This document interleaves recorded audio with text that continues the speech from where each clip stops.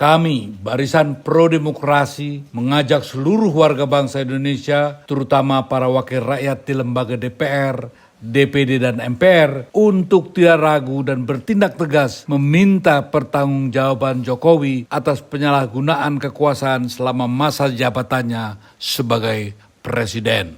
Begitupun seluruh warga bangsa hendaknya tidak ragu-ragu lagi dalam menolak Gibran sebagai calon wakil presiden atas perbuatan tercela yang telah dilakukannya.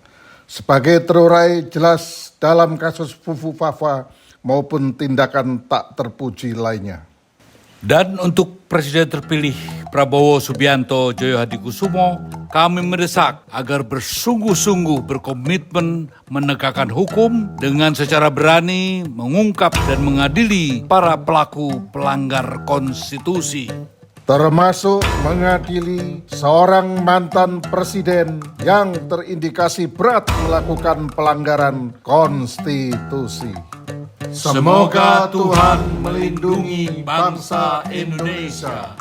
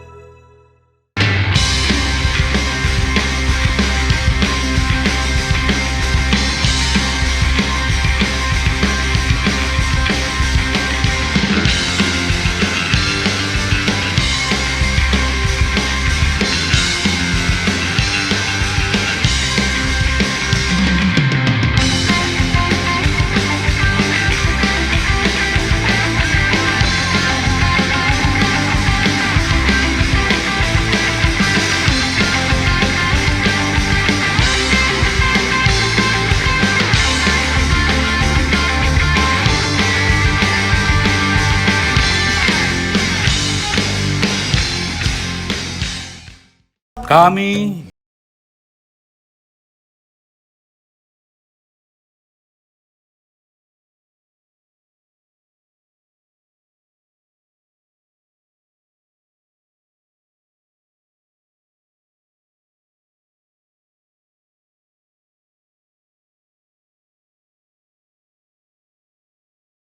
dan nilai-nilai luhur yang telah digariskan dan diamanatkan oleh para founding fathers pendiri bangsa kepada seluruh rakyat dan pemimpin bangsa Indonesia sejak Indonesia merdeka 17 Agustus 1945. Amanat para founding fathers ini termaktub, tersurat dan tersirat dengan sangat baik dan jelas dalam setiap alinea pada pembukaan Undang-Undang Dasar 1945.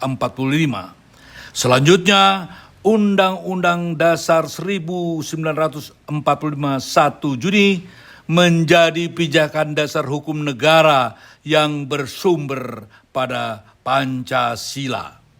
Sehingga mengamalkan amanat para founding fathers ini merupakan perintah konstitusi yang wajib dijalankan oleh setiap warga negara, terutama para pemimpin di negeri ini.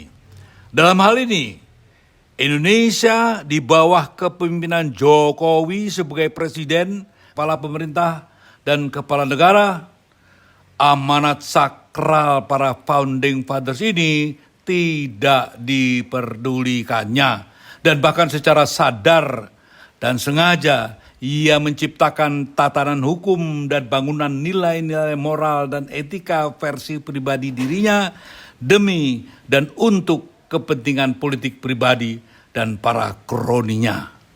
Sehingga Indonesia sebagai negara hukum sangat terasa telah berubah menjadi negara kekuasaan. Akibatnya, Indonesia hari ini tengah mengalami berbagai kerusakan mendasar yang bersifat substantif. Penyelenggara kehidupan berbangsa dan bernegara di bawah kepemimpinan Presiden Jokowi, kami nyatakan telah melenceng sangat jauh dari relnya cita-cita dan tujuan Indonesia merdeka. Ditandai oleh kian maraknya korupsi, nepotisme, berikut premanisme di wilayah politik, ekonomi, sosial budaya, bahkan hingga wilayah konstitusi. Semua ini dibuktikan dengan semakin menurunnya secara drastis kualitas kebudayaan dan peradaban Indonesia sebagai bangsa pejuang yang berpandangan hidup Pancasila. Diawali dengan meluncurkan manuver politik 3 periode. Jokowi yang haus kekuasaan berhalusinasi agar dirinya bisa tetap bertahan dan lanjut sebagai presiden. Sekalipun ia sadar bahwa perintah konstitusi telah membatasi masa jabatan seorang presiden untuk hanya bisa dijabat oleh orang yang sama selama 2 kali masa jabatan. Namun, upaya Jokowi merusak kehidupan berkonstitusi secara baik dan benar ini telah gagal total kandas di tengah jalan. Walaupun demikian, Jokowi tidak berhenti berhalusinasi. Berlanjut dengan upaya untuk menguasai dunia politik dan ekonomi lewat dorongan para konglomerat hitam dan para oligarki pendukung yang selama ini berdiri di belakangnya. Dijalankanlah manuver politik menghalalkan segala cara untuk mencapai tujuan dengan cara premanisme politik, rambu-rambu konstitusi dilanggar dan ditabrak seenaknya. Hal ini dilakukan secara terbuka saat memuluskan jalan mengajukan putranya Gibran Raka Buming Raka sebagai calon wakil presiden. Walau saat itu Gibran belum cukup umur dan berdasarkan rujukan konstitusi tidak dibenarkan untuk bisa maju sebagai calon wakil presiden yang legal dan sah.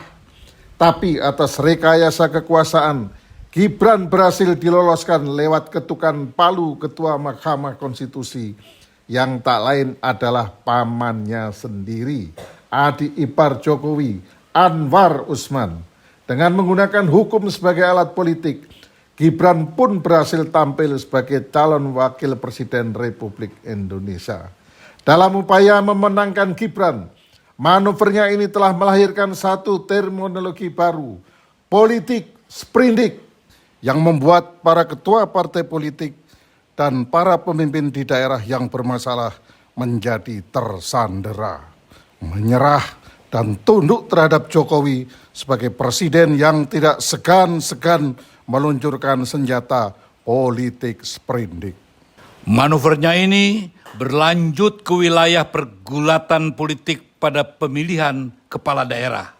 Namun, atas kegigihan para mahasiswa, para guru besar, para akademisi, dan masyarakat yang sadar akan bahaya laten pembodohan massal, nafsu Jokowi meloloskan putra bungsunya, Kaisang yang dikenal sebagai hedonis pemula dengan isu jet pribadi numpang, kandas di tengah jalan, sementara Bobi, sang menantu ex-wali kota Medan, calon gubernur Sumatera Utara 2024-2029 masih tetap dalam lingkar permainan politik kekuasaan power game.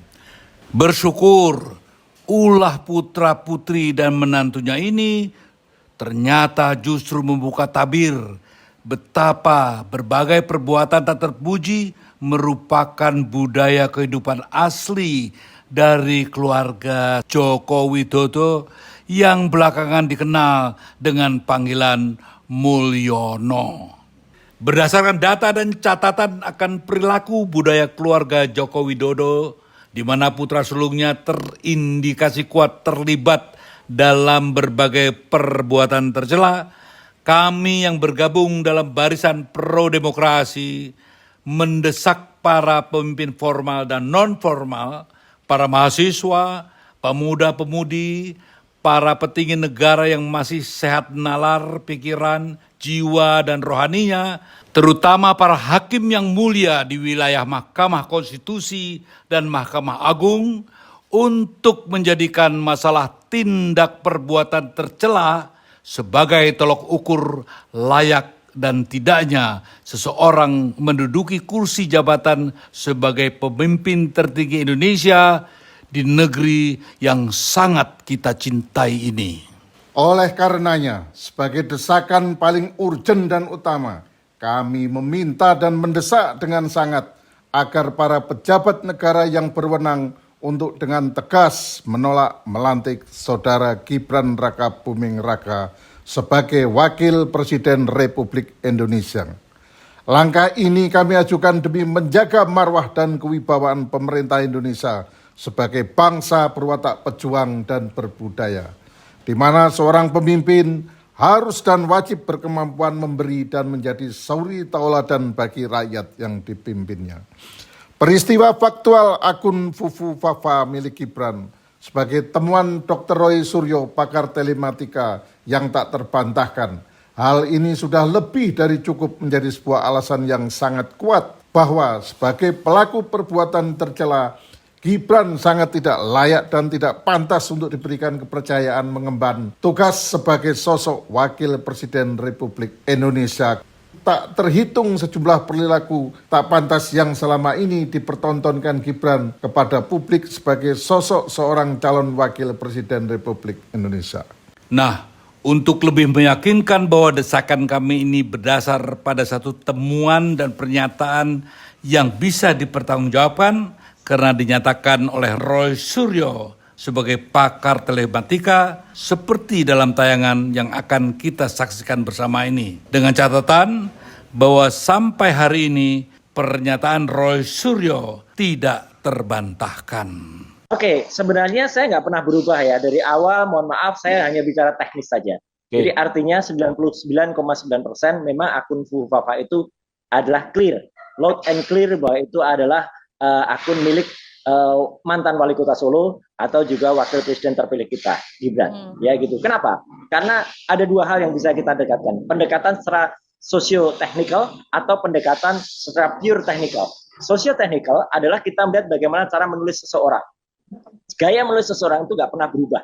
Ya gitu. Karena dia menulis di satu part kalimat dia menuliskan yang itu YG, menulis apa itu sama. Ya, jadi itu clear betul ketika akun dia yang lain yaitu Cilipari Catering itu adalah dengan menuliskan dengan gaya bahasa sama. Bahkan beberapa akun ini selalu berhubungan. Artinya ketika Cilipari mention akun Raka Gunarli dan juga ketika Raka Gunarli mention akun @rkgbrn dan menariknya Fufu Fafa juga mention akun yang sama. Kalau Kaisang Pangarep adiknya itu mention juga untuk Raka Gunarli. Jadi artinya ini clean. Dan secara technical, pure technical adalah apa yang dilakukan oleh teman-teman dari Anonymous ya, yang dia mencoba kemudian untuk melakukan checking terhadap nomor handphone yang digunakan.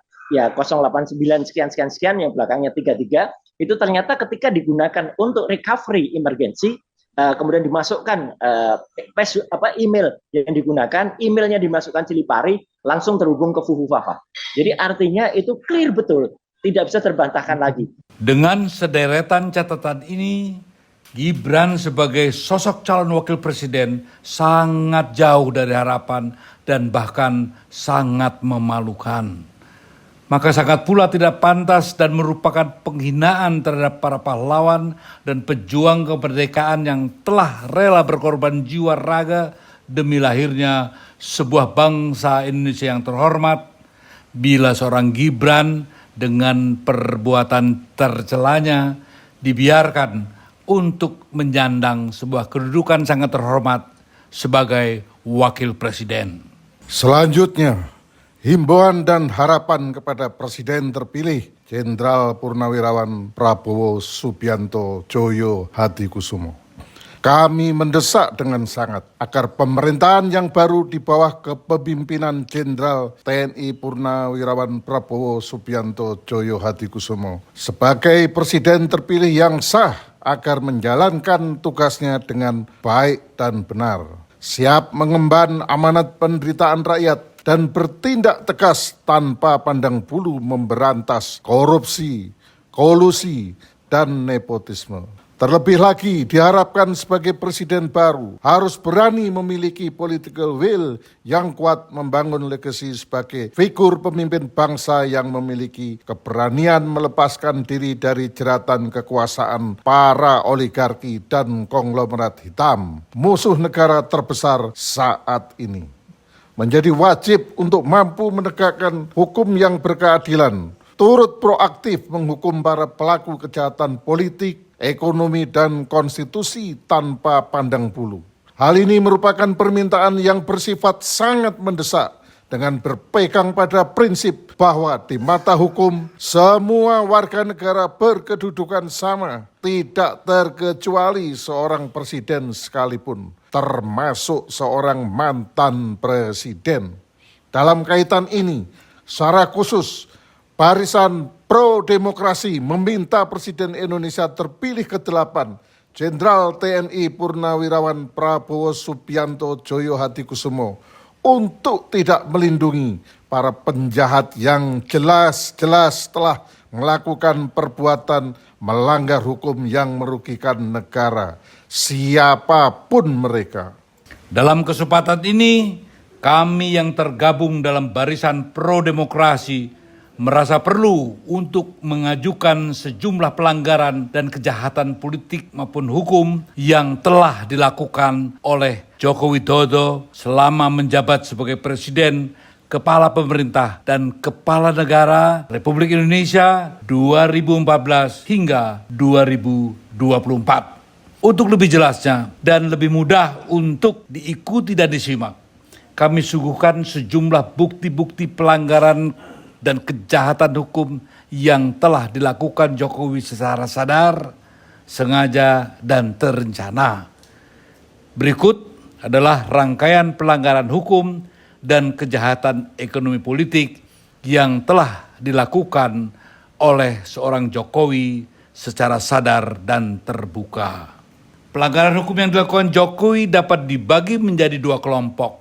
Pertama, sejak Pilpres pertama, kedua, dan selama menjabat, Jokowi dengan sengaja telah melakukan pembohongan publik secara terus-menerus yang dilakukan berulang kali secara sadar dan terencana. Pembohongan publik ini masuk dalam kategori perbuatan tercela. Daftar pembohongan publik yang dilakukan oleh Jokowi. Mobil SMK.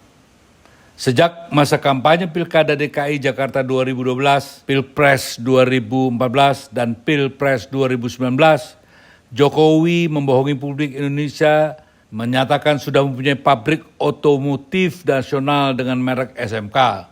Bahkan ketika melakukan interview dengan sebuah stasiun televisi nasional, Jokowi mengatakan sudah ada pesanan 6.000 buah. Nyatanya tak terbukti, zero besar. Dana ilegal 11.000 triliun. Jokowi menyatakan sudah mengantongi daftar pemilik dana senilai 11.000 triliun. Pernyataan Jokowi disampaikan dalam rangka menyampaikan program tax amnesty. Faktanya, pernyataan Jokowi ini tidak terbukti, alias bohong besar. Proyek kereta cepat Jakarta-Bandung. Proyek kereta cepat Jakarta-Bandung menurut Jokowi tidak akan menggunakan dana APBN. Pemerintah juga tidak akan memberi jaminan atas utang proyek kereta cepat Jakarta-Bandung. Jepang menuntut, Cina tidak menuntut jaminan pemerintah. Cina pun dimenangkan. Tapi pada akhirnya pemerintah menggunakan dana APBN serta memberi jaminan pemerintah atas uang proyek kereta cepat yang menjadi bagian dari konsorsium Indonesia. Artinya, Jokowi melakukan pembohongan publik memenangkan pihak Cina. Hal ini berpotensi merugikan keuangan negara. Proyek Ibu Kota Negara, IKN. Salah satu faktor keberhasilan pembangunan Ibu Kota Negara di Kalimantan Timur adalah investasi swasta. Penggunaan APBN hanya diproyeksikan sekitar 19,2% dari total perkiraan investasi yang mencapai 496 triliun. Untuk meyakinkan DPR, publik agar IKN disetujui, Jokowi melakukan pembohongan publik dan kepada DPR. Dengan mengatakan sudah banyak investor, baik domestik maupun asing, yang mau investasi di IKN. Faktanya, sampai Jokowi mau lengser, masih nol besar. Pembohongan yang dilakukan Jokowi mengakibatkan kerugian negara. Keluarganya tidak minat politik. Keluarga Jokowi, khususnya anak-anaknya, dinyatakan oleh Jokowi tidak berminat masuk politik. Faktanya sangat terbalik. Gibran dijadikan wali kota Solo pada 2020. Bobi Nasution menantunya dijadikan wali kota Medan. Kaisang dijadikan ketua umum Partai Solidaritas Indonesia, PSI. Gibran yang belum cukup umur dipaksakan menjadi calon wakil presiden dengan melanggar konstitusi. Terakhir, Kaisang mau dijadikan calon wakil gubernur dengan merekayasa konstitusi tetapi gagal karena rakyat yang sudah marah melakukan demo besar-besaran. Perpu Cipta Kerja, Undang-Undang Omnibus Law Cipta Kerja November 2020 telah dinyatakan inkonstitusional oleh Mahkamah Konstitusi dan harus diperbaiki dalam 2 tahun sejak keputusan MK awal November 2021. Bukannya diperbaiki, Jokowi malah menerbitkan perpu, katanya terkait faktor kegentingan memaksa, krisis ekonomi global yang faktanya tidak ada. Pembohongan publik ini lebih tepatnya merupakan penipuan terhadap rakyat Indonesia. Perpu Cipta Kerja ini mengakibatkan kerugian yang luar biasa bagi rakyat Indonesia. Selanjutnya, untuk membuktikan bahwa Jokowi telah melakukan berbagai pelanggaran hukum, Saudara Antoni Budiawan melalui catatannya akan membeberkan secara rinci beberapa hal yang bisa dianggap sebagai perbuatan melanggar hukum yang dilakukan oleh Joko Widodo sebagai presiden. Kita dengarkan. Ini catatan saya yang saya bisa pertanggungjawabkan. Pertama, Perpres nomor 3 tahun 2016 tentang proyek strategis nasional melanggar Undang-Undang nomor 12 tahun 2011 tentang pembentukan peraturan perundang-undangan dan juga melanggar Undang-Undang Dasar terkait wewenang DPR dan hak asasi manusia. Kedua, Perpu tentang COVID 2019 melanggar Undang-Undang Dasar antara lain menghilangkan hak budget DPR karena APBN wajib ditetapkan dengan undang-undang setelah mendapat persetujuan dari DPR. Oleh karena itu, Perpres nomor 54 tahun 2020, nomor 72 tahun 2020, dan nomor 98 tahun 2022 yang menetapkan APBN secara sepihak tanpa persetujuan DPR, tanpa ditetapkan dengan undang-undang, jelas melanggar Undang-Undang Keuangan Negara dan Undang-Undang Dasar pasal 20, pasal 20A, dan pasal 23. Selain itu, Perpres tentang Kartu Prakerja nomor 36 tahun 2020 juga melanggar. Pertama, Undang-Undang nomor 12 tahun 2011 tentang pembentukan peraturan perundang-undangan. Kedua, melanggar wewenang konstitusi DPR dan hak budget DPR. Ketiga, melanggar Undang-Undang Keuangan Negara. Dan keempat, melanggar Undang-Undang APBN yang termasuk penyimpangan APBN dan dapat dihukum pidana. Kemudian Perpu Cipta Kerja terkait peraturan penetapan proyek strategis nasional yang digunakan untuk mengusir penduduk setempat secara paksa seperti yang terjadi di Desa Wadas, di Pulau Rempang, dan di PIK 2 jelas-jelas melanggar hak asasi manusia. Undang-Undang nomor 3 tahun 2022 tentang Ibu Kota Negara jelas melanggar Undang-Undang tentang pemerintahan daerah dan melanggar Undang-Undang Dasar pasal 18. Kemudian, pemberian bantuan sosial beras tanpa ada mata anggaran, melanggar Undang-Undang Keuangan Negara, melanggar Undang-Undang APBN, dan juga melanggar Undang-Undang Dasar dan termasuk penyimpangan APBN yang diancam hukuman pidana. Satu hal yang tidak kalah penting adalah tindak pelanggaran hukum yang dilakukan oleh Jokowi atas pemberian status proyek strategis nasional untuk pembangunan di wilayah PIK Pantai Indah Kapuk dan BSD Bumi Serpong Damai, milik para konglomerat kroni presiden. Dan khusus untuk PIK 2 dan selebihnya, Saudara Said Didu akan membeberkannya. Pantai Indah Kapuk adalah proyek swasta nasional yang mendapatkan status sebagai proyek strategis nasional tahun 2024 yang berada di wilayah pantai utara Banten di 9 kecamatan yang luasnya bisa mencapai 100.000 hektar, lebih luas dari Singapura yang luasnya hanya 73.000 hektar.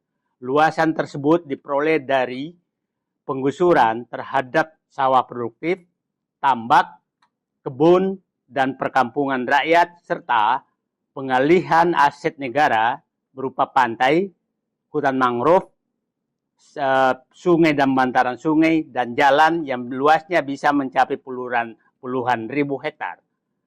Yang kita persoalkan bukanlah pembangunannya, tapi adalah satu, ketidakadilan yang terjadi, dua, pengalihan aset negara, dan ketiga adalah terjadinya wilayah eksklusif. Ketidakadilan terjadi yaitu tanah-tanah rakyat yang digusur itu ditawar dengan harga hanya Rp50.000 per meter, sementara setelah dimatangkan oleh pengembang dijual antara 22 sampai 40 juta rupiah per meter. Pengalihan aset negara itu bisa mencapai 13 sampai 15.000 hektar. Itu belum ada bukti apakah betul diganti oleh pengembang. Itu harus diaudit. Yang ketiga, bahwa ini bisa terjadi negara dalam negara karena satu, wilayah ini menjadi eksklusif karena terisolasi dan menguasai pantai sekitar 70 km. Berdasarkan fakta dan data yang telah kami uraikan di atas, kami, Barisan Pro Demokrasi, mengajak seluruh warga bangsa Indonesia, terutama para wakil rakyat di lembaga DPR, DPD, dan MPR, untuk tidak ragu dan bertindak tegas meminta pertanggungjawaban Jokowi atas penyalahgunaan kekuasaan selama masa jabatannya sebagai presiden. Begitupun seluruh warga bangsa hendaknya tidak ragu-ragu lagi dalam menolak Gibran sebagai calon wakil presiden atas perbuatan tercela yang telah dilakukannya. Sebagai terurai jelas dalam kasus Fufu Fafa maupun tindakan tak terpuji lainnya. Dan untuk presiden terpilih